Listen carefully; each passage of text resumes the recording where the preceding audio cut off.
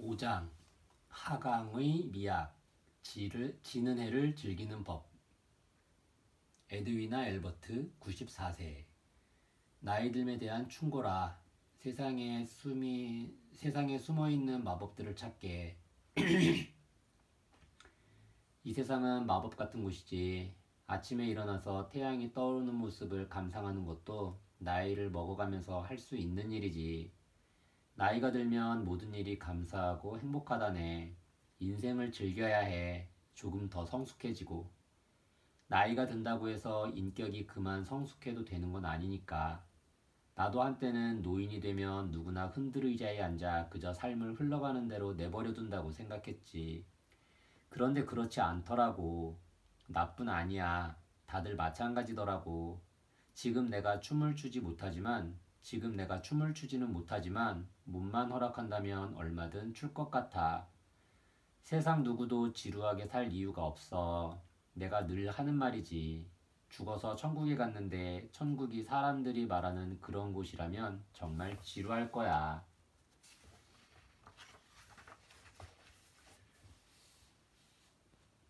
조지 부시 대통령 시절 대통령의 60세 생일 즈음에 워싱턴 포스트의 한 기자가 나에게 코멘트를 청했다. 당시 그 기자가 썼던 기사에 의하면 부시 대통령은 생일 파티가 있기 몇 주 전부터 나이 드는 것을 불평했다고 한다. 최근 몇 달 동안 부시 대통령은 연설을 하면서 자신을 시시각각 늙어가는 대통령, 백발의 반열에 합류한 사람, 늙어가는 사람, 급속도로 늙은 사람이라는 표현을 사용했다. 부시 대통령의 이런 반응에 대해 나는 노인학자로서 이렇게 해석해 주었다. 베이비붐 세대에게 60세가 된다는 것은 꽤나 충격적인 일입니다. 자신들은 영원히 나이를 먹지 않으리라 믿었지만 실상은 그렇지 않다는 걸 알게 되었으니까요. 이제는 삶의 기회들이 더 이상 없다는 실존적 현실을 받아들이기 힘든 겁니다. 그런데 그 코멘트가 실린 기사를 다시 봤을 때 나는 나도 모르게 무릎을 쳤다. 아무렇지도 않게 베이비붐 세대를 이야기했지만 사실 그것은 내 안에 깊숙이 자리한 나이 듦에 대한 공포를 이야기한 것이나 다름없었기 때문이다. 나 역시 전형적인 베이비붐 세대다. 2차 대전에 참전했던 군인들이 집으로 돌아오면서 어마어마한 출생붐이 일었고 나는 그 붐이 절정에 달했던 1954년에 태어났다. 그리고 카우보이 복장, 훌라후프, 콩나무 시루 같던 초등학교 교실, 원자폭탄에 대한 두려움, TV 문화가 보편화되는 과정 등을 모두 겪었다. 베이비붐 세대를 규정할 만한 공통점 중 하나는 바로 모두 가슴속에 피터팬을 품고 산다는 것이다. 이 시대는 나이를 먹는 현실을 받아들이기 힘들어한다. 물론 이후 X세대니 Y세대니 하는 세대들도 역시 노화 과정을 완강히 부인하기는 마찬가지이다. 그렇다면 그토록 젊음을 지향했던 베이비붐 세대는 노화를 어떻게 받아들일까? 와인공장 견학, 탐험여행, 빨간 스포츠카, 두세 번의 결혼 뒤에는 나이 드는 것이 불가항력이라는 사실을 인정하는 심리가 숨어있다. 17세기 정치인이자 시인이었던 앤드루 마블은 나이 드는 것에 대한 느낌을 단 두 줄로 잘도 표현했다. 그러나 나는 등 뒤에서 듣는다. 시간이 날개 달린 전차처럼 달려오는 소리를. 실존주의 철학자 알베르 카뮈는 이런 말을 했다. 그는 시간에 속해 있는 것이다. 자신을 사로잡는 공포로 봐 거기에 최악의 적이 도사리고 있음을 깨닫는 그런 순간이 온다. 라고. 온 사회가 노화에 대한 공포로 아우성이다. 지난 20년간 여론조사 결과를 보아도 대부분의 사람들은 나이 드는 것에 대한 부정적인 태도를 보인다. 심리학자 토드 넬슨 박사는 이렇게 말한다. 대부분의 젊은이들이 나이 든 사람에게 관대하지 않으며 노골적으로 부정적인 태도를 드러내는 경우도 허다하다. 역설적인 것은 젊은 사람들이 자신들에게 상처로 고스란히 돌아올 편견을 퍼뜨린다는 것이다. 마치 자신들은 나이가 먹지 않을 것처럼. 이 장에서 만날 인생의 현자들은 노인과 노화에 대한 관념, 즉 우리의 미래이기도 한 70대 이후의 삶에 대한 우리의 고정관념을 완전히 뒤엎어 놓는다. 16번째, 고개마다 다른 기쁨이 있다. 나이를 먹는 것은 인간이 겪는 가장 낯선 경험이다. 아무도 벗어날 수 없다는 점에서 인류가 공유한 한 가지 공통점이라고도 말할 수 있다. 누구나 나이를 먹는다. 하지만 노인이 된 자신의 모습을 상상하기란 대단히 어렵다. 노인들은 젊은 사람들과 정신적으로 분류되며 심지어 전혀 다른 종으로 취급받기도 한다. 그들이 마치 태어날 때부터 줄곧 노인이었던 것처럼 말이다. 그렇게 보면 인간에게는 노화가 하나의 과정이라는 사실을 이해하는 능력과 나이가 든 자신의 모습을 상상하는 능력이 부족한 것 같다.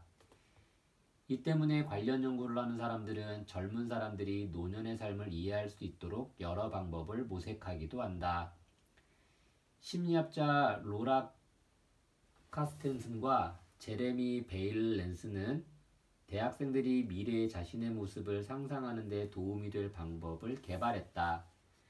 몰입형 가상현실이라고 하는 첨단 장비를 이용한 방법으로 노인이 된 자신의 모습을 좀 더 현실적으로 상상할 수 있도록 해준다. 학생들은 거울을 통해 디지털로 만든 자신의 미래 모습을 본다. 이렇게 미래를 시각화해서 젊은 사람들에게 보여주면 은퇴 후의 삶을 좀 더 현실적으로 계획하는 데 도움을 준다고 연구진은 밝혔다. 하지만 이러한 기술이 있다 해도 젊은 사람들이 50년 후 자신의 모습을 상상하기란 쉽지 않다. 사람들은 이미 노년의 삶을 경험한 이들이 들려주는 정보보다는 자신들이 되고 싶은 모습으로 노년을 상상하고 그 삶에 환상을 품는 경향이 있다. 하지만 나는 인생의 현자들로부터 노년의 삶에 대해 들으면서 정말 놀라운 사실을 발견했다. 내가 만난 인생의 현자들은 젊었을 때 생각했던 것보다 지금 훨씬 높은 수준의 행복을 누리고 있었다. 그 말을 들으니 내 머릿속에 자리한 편견을 비집고 새로운 생각이 들기 시작했다. 나이 드는 건 생각보다 훨씬 괜찮은 일인 것 같은데. 이 책을 읽는 분들에게도 권한다. 우선 노화 과정에 대한 두려움을 떠올리고 나이를 먹는 것에 대해 어떤 생각이 드는지 생각해보자. 그리고 이미 그곳에 가 있는 사람들이 전해주는 다음 말들을 읽어보자. 받아들여라. 싸우지 마라. 나이를 먹는 것은 하나의 태도이자 과정이다. 지금 삶이 긍정적이고 즐거우며 목적이 있다면 앞으로도 잘 살 수 있다. 레이 캐들, 80세. 80대에 접어든 이들에게 해주고 싶은 말은 나이가 많다고 해서 나이 들고 노쇠하다고 생각하지도 말고 무덤이나 영안실로 가는 중이라고도 생각하지 말라는 거야. 그보다는 훨씬 괜찮으니까. 아직도 경험해보지 못한 일들이 세상에는 많아. 관심을 가질 만한 일들, 기쁨을 안겨다 줄 일들이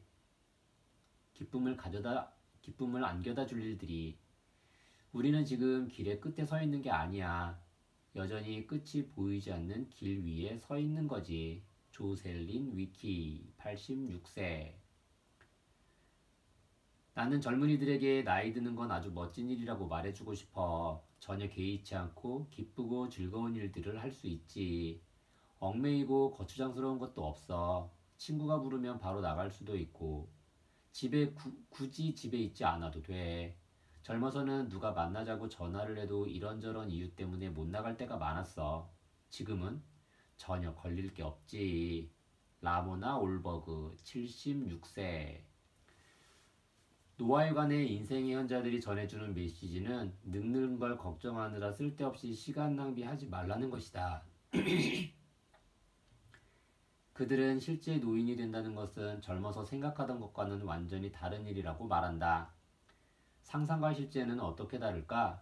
나는 수많은 노인들로부터 삶을 충만하게 만들어줄 만한 두 가지 지혜를 얻었다. 첫째, 인생의 현자들 중 대다수가 노년의 삶에 대해 평온함, 존재의 가벼움, 고요하고 평화로운 일상 등 긍정적인 말로 표현했다. 그리고 나는 세실 램킨, 92세와 함께 봄날 오후를 보내면서 내 눈으로 그 평안함을 직접 보았다. 세시를 만나러 갔을 때 파트타임 간병인이 나를 거실로 안내했다. 거실의 한쪽 벽은 통유리로 되어 있고 고요한 호숫가와 아직 앙상한 나무들이 내다보였다. 세실은 호숫가에 있는 이 집에서 50년째 살고 있으며 지금은 아니지만 불과 얼마 전까지만 해도 호수에서 수영을 즐기곤 했다. 이젠 계단을 오르내리지 못해서 수영은 못해. 세실이 말했다. 몇 년 전 남편이 먼저 세상을 떠났다. 결혼 68년 만에 이별이었다. 세실은 60대인 세 딸과 가까이 지낸다.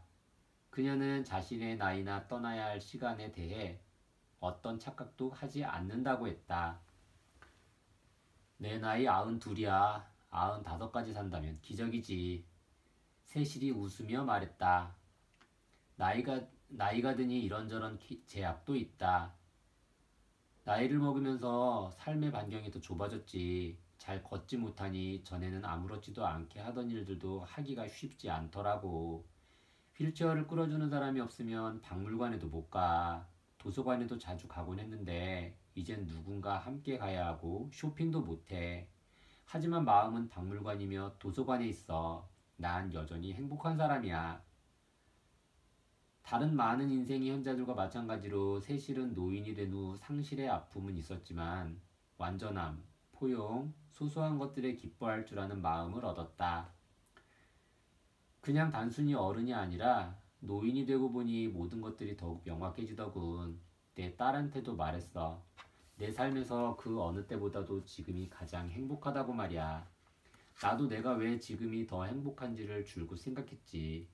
많은 생각이 들더라고. 우선 젊어서는 그토록 중요했던 일들이 이젠 그리 대단치 않아졌어.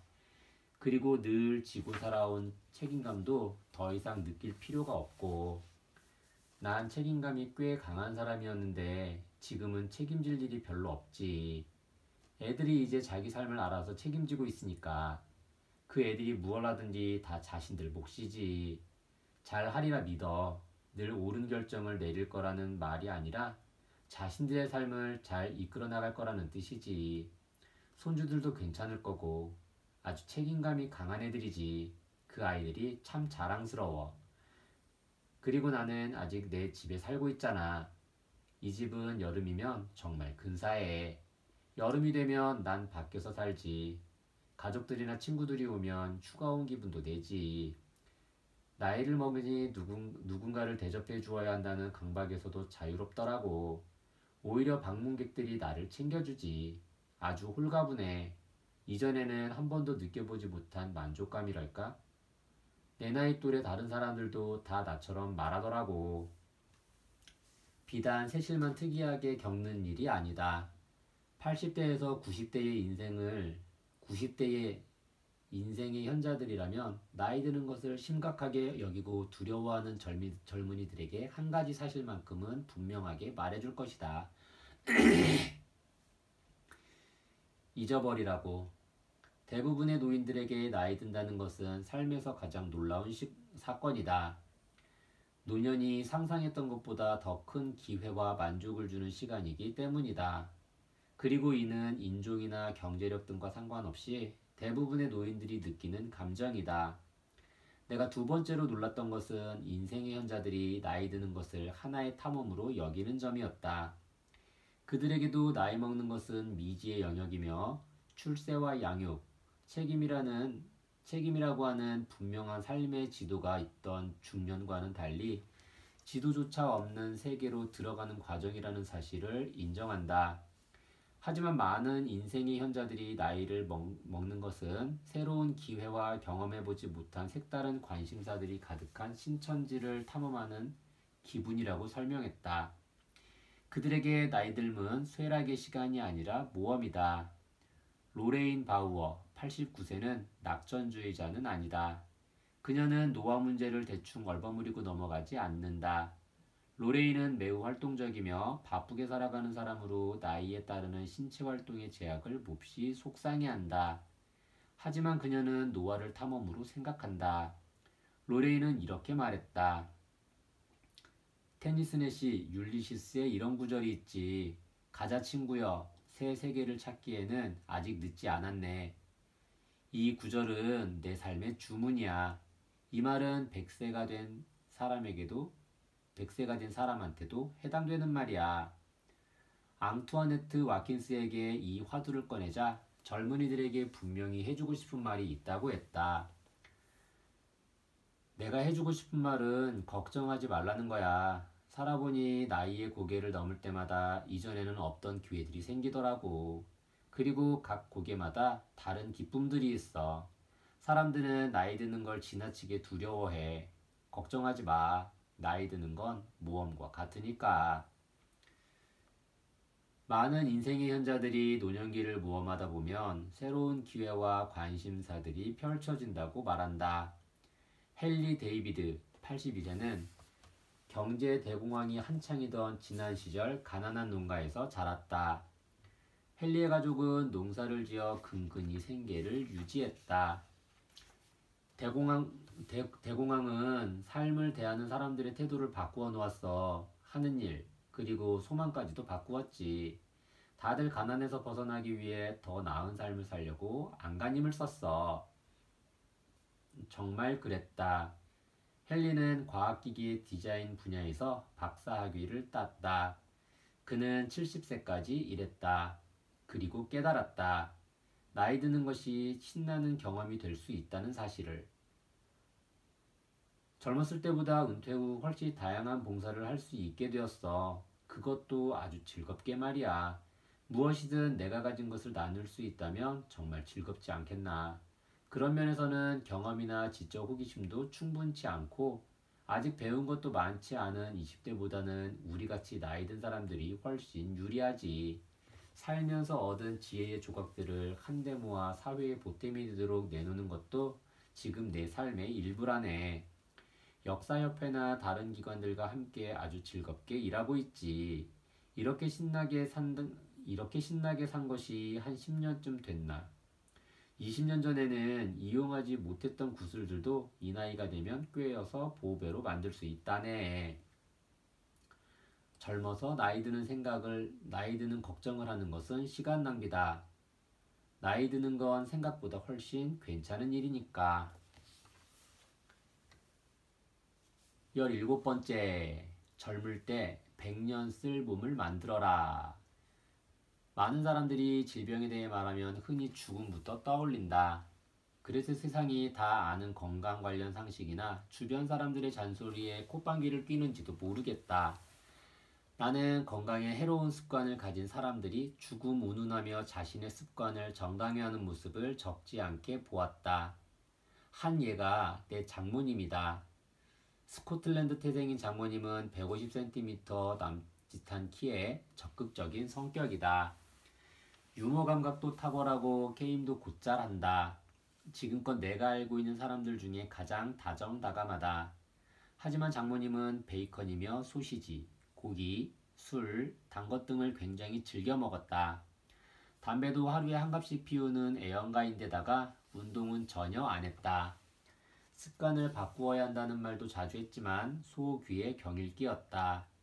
장모님은 그러한 습관들을 고스란히 즐기며 살 만큼 살면 되지 하는 말을 자주 했다. 장모님은 요즘 사람들이 죽음에 관해 지나치게 걱정을 많이 하며 그 때문에 매사에 지나치게 엄격하게 군다고 불만을 터뜨리곤 했다. 장모님뿐 아니라 비슷한 사례를 나는 숱하게 겪었다. 내 주변에 비만이거나 흡연자 혹은 운동을 전혀 하지 않는 사람들은 이런 말을 하곤 한다. 어차피 천년만년 살 것도 아닌데 몇 년 덜 살면 그만이지. 지금 좋아하는 걸 하면서 살래.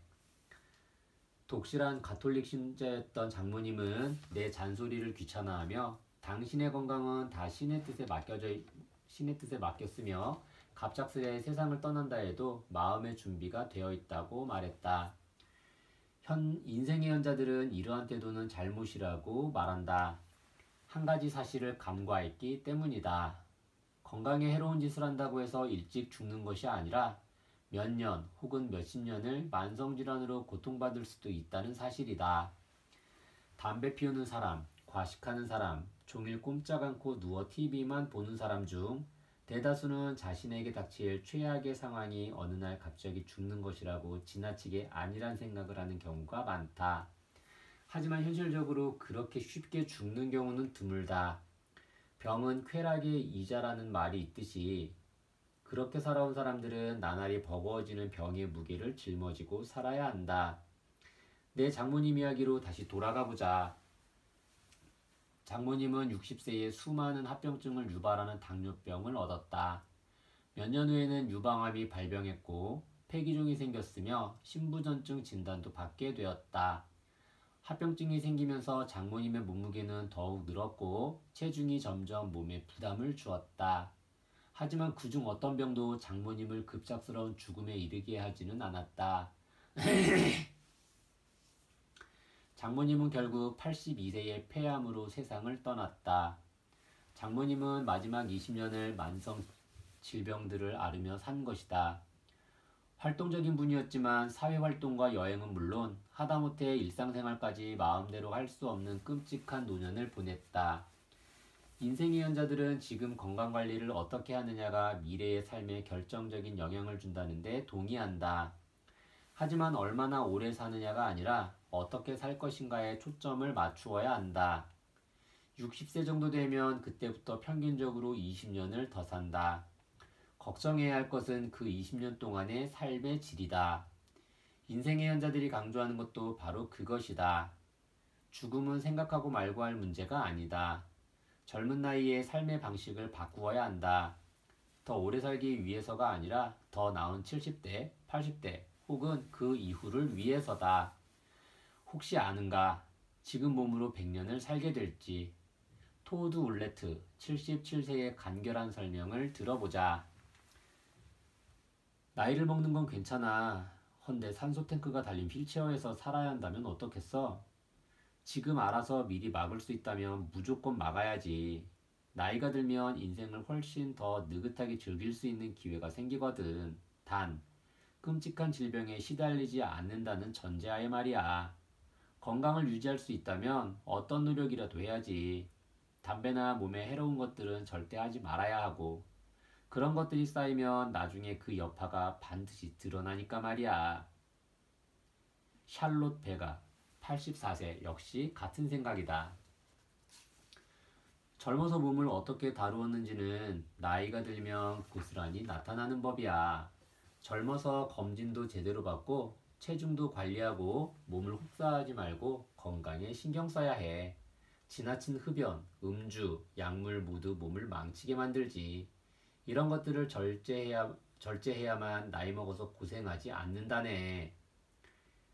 인생의 현자들의 의견은 건강과 관련한 연구 결과와도 일치한다. 100년 전의 삶을 살펴보자. 그때는 급성 전염병으로 일찍 죽는 경우가 흔했다. 그러다가 위생과 영양 상태가 좋아지고 의학이 발전하면서 많은 건강 문제들을 극복하게 되었다.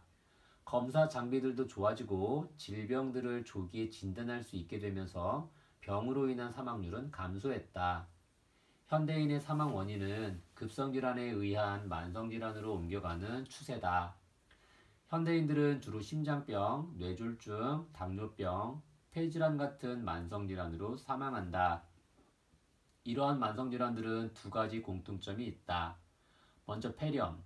내 할머니 세대에는 이 병을 늙은이의 친구라고 불렀는데 이 병에 걸리면 비교적 빠르고 고통 없이 죽기 때문이다. 같은 병은 몇 년 혹은 몇십 년을 간다. 그래서 이러한 병들을 만성질환이라고 부르는 것이다. 현대인들에게 흔한 만성질환들의 또 다른 공통점은 대부분 예방할 수 있는 질환이라는 점이다.